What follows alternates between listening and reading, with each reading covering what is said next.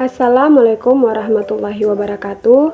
Perkenalkan, nama saya Rizka Ode dengan NPM 0332311058, Prodi PG PAUD kelas 1B semester 1. Di sini saya membuat video untuk memenuhi tugas ujian akhir semester pengantar ilmu pendidikan dosen pengampu Ibu Nurhamsah Mahmud SPD MPD.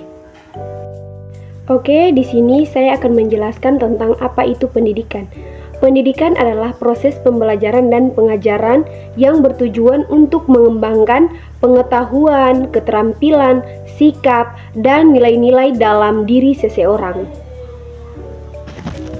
Yang kedua yang akan saya bahas yaitu apa tujuan pendidikan. Tujuan pendidikan melibatkan pengembangan aspek kognitif, emosional, sosial, dan fisik individu.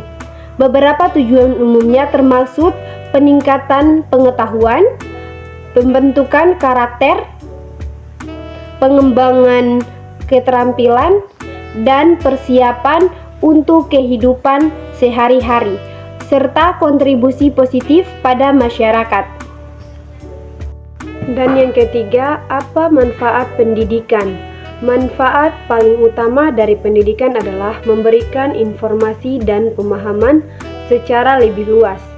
Dengan adanya pendidikan yang berkualitas, orang-orang dapat lebih memahami dan mengenal berbagai jenis ilmu pengetahuan yang penting untuk masa depan. Dan yang keempat, saya akan menyebutkan 3 para ahli pendidikan dan akan saya simpulkan. Yang pertama ada John Dewey, mengemukakan konsep pendidikan progresif yang menekankan pembelajaran berbasis pengalaman dan interaksi sosial. Dan yang kedua adalah Lev Vygotsky, menyumbangkan teori perkembangan kognitif dan konsep zona pembangunan proksimal, menekankan peran interaksi sosial dalam pembelajaran.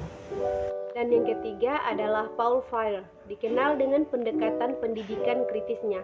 Freire menekankan pentingnya pemahaman kontekstual dan keterlibatan aktif siswa dalam proses pembelajaran.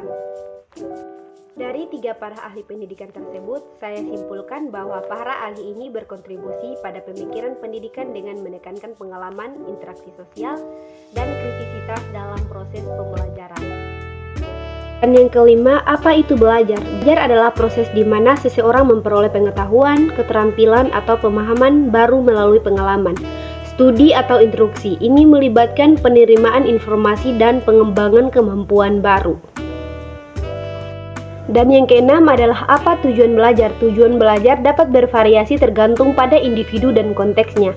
Beberapa tujuan umum belajar melibatkan yang pertama, peningkatan pengetahuan, yang kedua, pengembangan keterampilan, yang ketiga, pengembangan karakter, dan yang keempat, pemberdayaan diri, yang kelima, persiapan karir, yang keenam, pemecahan masalah.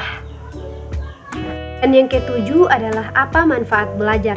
Belajar memiliki banyak manfaat termasuk meningkatkan pengetahuan, membuka peluang pekerjaan, mengembangkan keterampilan, dan meningkatkan pemahaman tentang dunia sekitar. Selain itu, belajar juga dapat meningkatkan kemampuan berpikir kritis dan membangun rasa pencapaian serta kepuasan pribadi. Dan yang kedelapan adalah sebutkan 3 para ahli belajar dan simpulkan. Yang pertama ada Ivan Pavlov, mengembangkan teori pembelajaran yang dikenal sebagai pembelajaran klasik, yang fokus pada asosiasi, stimulus, dan respon. Dan yang kedua adalah B.F. Skinner, ahli psikologi yang menciptakan teori pembelajaran operan, menekankan konsep reinforcement atau penguatan sebagai faktor kunci dalam proses belajar. Ketiga adalah Albert Bandura, dikenal karena teori pembelajaran sosial, di mana ia menekankan peran observasi dan model dalam pembelajaran, serta konsep self-efficacy yang mempengaruhi motivasi belajar. Dan dari 3 para ahli pendidikan, saya menyimpulkan bahwa Ivan Pavlov menekankan asosiasi, stimulus, dan respons dalam pembelajaran klasik. B.F. Skinner menciptakan teori operan dengan fokus pada reinforcement, sementara Albert Bandura mengedepankan peran observasi, model, dan konsep self-efficacy dalam pembelajaran sosial.